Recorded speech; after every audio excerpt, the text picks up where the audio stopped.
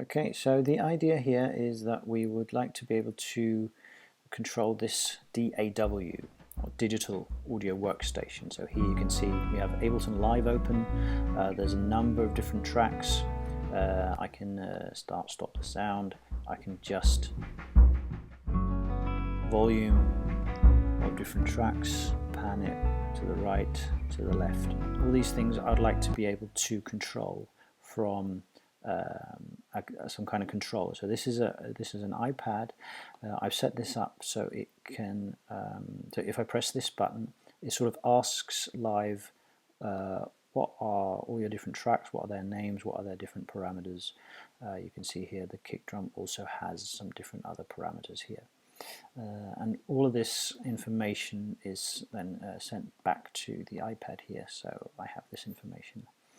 I can then tell Logic to play.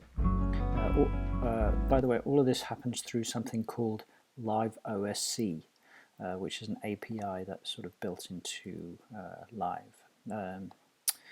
Okay, so I can just here, and let's see, let me just find the kick. So the kick is here. So if you have a look over in Live here, you can see that if I move it to the left or to the right, then I adjust the panning, front, back, adjust the volume.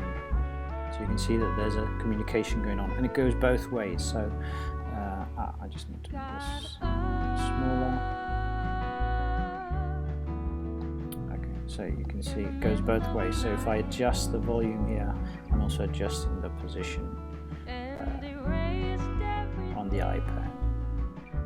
So that's basically it. So the idea, of course, is to create this bi-directional communication between a controller, so at the moment an iPad, and then other DAWs or mixing consoles or other sort of types of musical production tools. So I can do that in a different interface than the one that is sort of connected to that musical tool.